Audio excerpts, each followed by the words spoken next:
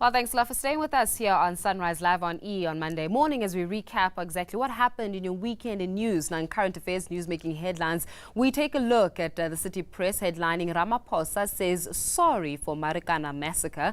And in the Sunday Times, Social Development Minister Bathabile Dlamini may have to pay back more than R1 million that was spent on private security for her children. So joining us this morning in studio to elaborate further on these stories is independent political commentator Thabo, Shole, Mashao. Now remember, to be part of our discussions and our conversation, you simply leave your comments on our Facebook as well as our Twitter pages. Thabo, always a pleasure to have you in studio. Thank you very much. Good morning to you and to the viewers at home, Faith. Now, it's a very interesting time, one would say, especially when it comes to the recent political climate. And one would say that one had never anticipated apology by the Deputy President, Ramaphosa, for, can I say, his role in the Marikana massacre or the lack thereof. And obviously, these were sentiments that he shared during a lecture at Rhodes University. Let's talk a little bit about that story. An apology, huh? An apology. It is certainly something that was going to haunt him for a longest of time. Isn't it 5 years later, though? It is a little bit late, but you know what they say, better late than never. But however, I think it's also very strategic on his side because he's realizing that the race, the political race and the campaigning trail is gathering momentum, and is very serious about occupying the #1 position. And for him to do that, he needs to get over certain hurdles first. And the past always comes back to haunt politicians, and he wants it out of the way. So at Rhodes, when he was addressing academics and students, he made mention that he is sorry for his role in Marikana. And there was a follow-up question as to what his conscience says about his role. And he says that he was going to, he is sorry for, because a lot of people were going to die, and he wanted to stop more lives. But what are we actually talking about when it is said that he's sorry? Central to this thing, you'd remember at the commission, at the Marikana commission at the time, the Falam commission at the time, it was said that Advocate Dalimpofu put onto the table an email where it was said that he had concomitant action highlighting his role in this thing. So Cyril Ramaphosa apologized for the unfortunate language that he had used in the email. I suspect he was referring directly to those words in the email because, and what words are we talking about? When he then urged the minister to act appropriately. And even though it does not necessarily directly implicate him, but the insinuation was that the violence had to be quelled. And just to go back a little bit, you'd remember that the miners were complaining and they were striking. The protest was mainly about 12,500 rands. And at that particular point, it got out of hand. So he had sent the email to somehow put pressure on the authorities. And as an influential person, the question is, was that pressure undue? And what did he mean to gain from that pressure that he wanted to place on the police authorities? Was he saying that those who are striking must be dealt with harshly? As we saw with what happened in August. Definitely. And we saw that the results were just devastating. People lost lives. The results we are still living with even today, Faith, where children are orphaned, wives are widowed, people are living in squalor. And then he said that he took counsel from Winnie Mandela. Winnie Mandela apparently said to him that she is willing to take him there and for him to apologize, and he's taking that counsel in consideration. The presidential race, because one would say that it's between a rock and a hard surface, and I'm saying this purely because the factionalism within the African National Congress, or let's be correct, the alleged factionalism within the African National Congress, which suggests that on the one side, the lobbyists for Nkosazana Dlamini Zuma, or NDZ, as we've come to know her informally, are lobbying or they trying to woo the General Secretary, Gwede Mantashe, to join along with the presidency or the presidential race of leading up to later on this year, where he would be alleged or to be given the seat of deputy presidency. But it's funny enough, though, on the other side as well, the Ramaphosa faction is saying the same thing or trying to woo the same individual, Gwede Mantashe, with regards to the deputy presidency role. Yeah. So, I mean, these are slate politics, where then you would have a group of politicians putting together a list of sorts where they say these individuals will be on our side.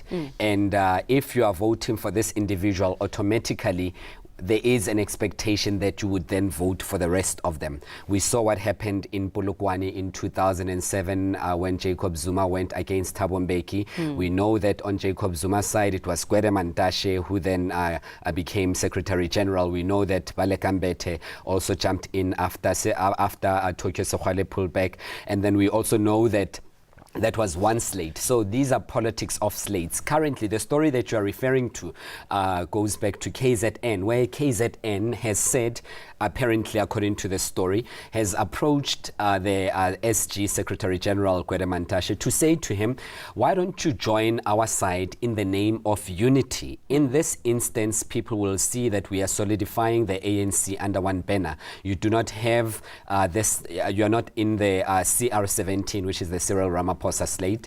You are in our slate, and people will see that the ANC is united. That's what they're trying to sell to him. Where could he likely be going then? Because we've got two different I think factions. His colours are on the mast. Truly, honestly, his colours are on the mast, and he has not been singing praises of the president.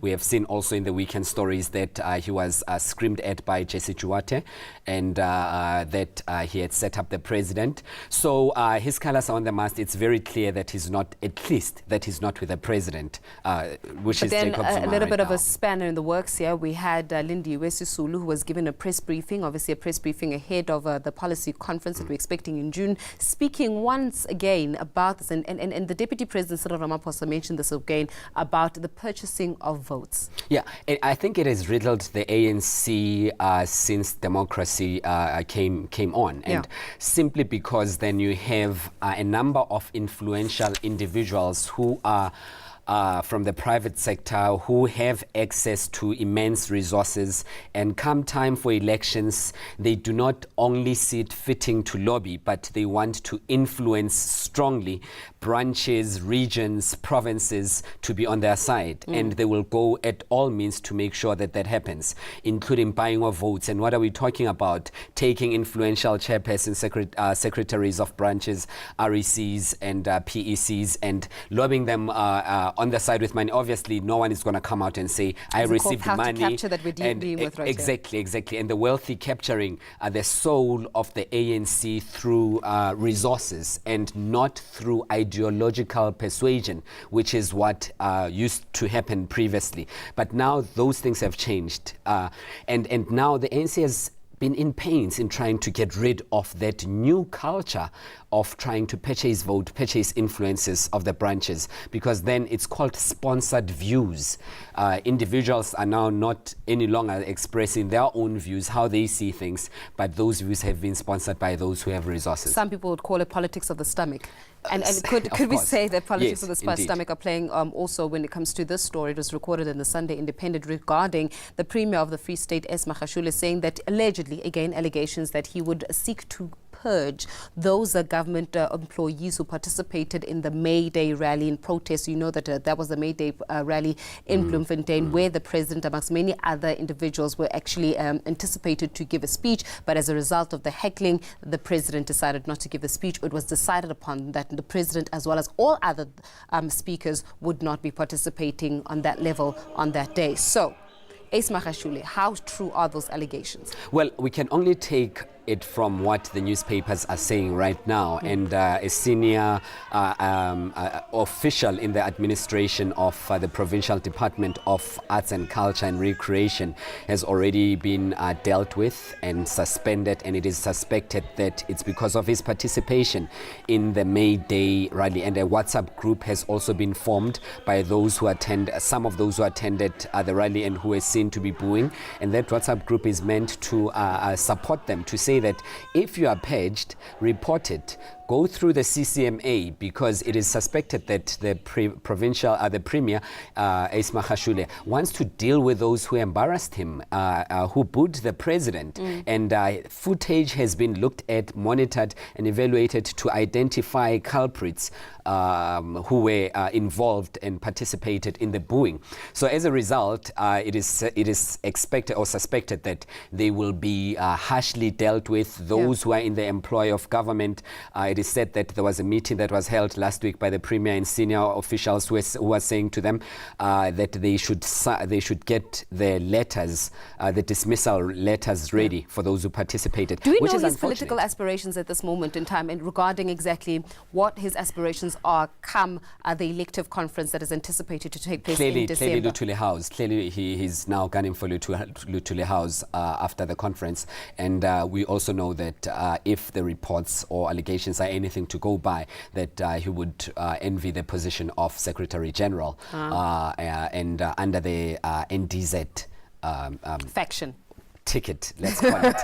Under the NTZ ticket. Yes. Okay, now speaking about tickets here are tickets that seem to be very costly. The 1 million rand ticket. And obviously this is a story that is coming out of the Sunday Times there regarding Social Development Minister Bathabile Dlamini, who once again is in the spotlight.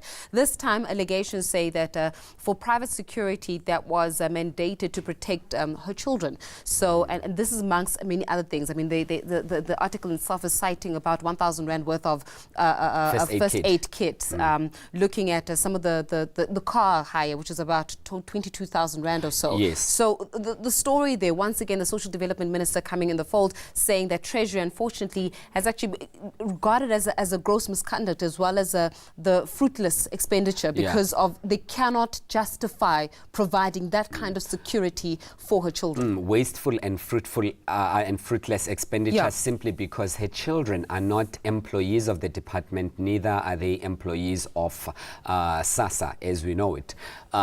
We suspect they're too young to be working, and if they are old enough to be working, they are not employed by the government and the department. So this cannot be justified simply because when it is time for financial auditing, it's going to be seen as wasteful and fruitless expenditure on the side of the department, but mainly the expenses accrued by the minister.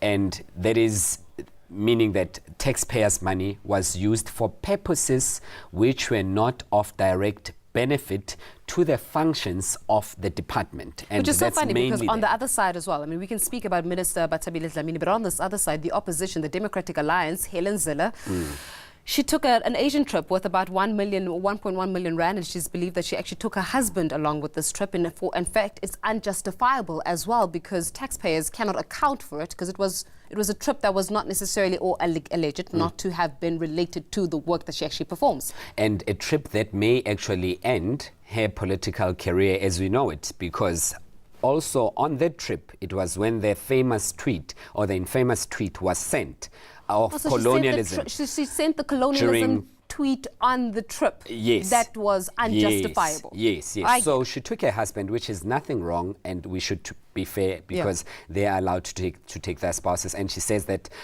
this was the first time in 8 years that she had taken her husband. And she is also defending herself by saying that she didn't take her private secretary and she had to do all the work herself. But there is no direct, at least immediate benefit to the Western Cape provincial government. And she's justifying that by also suggesting that there will be benefits in the future. However, she was connecting trade relations and making sure that there would be some investment into the province.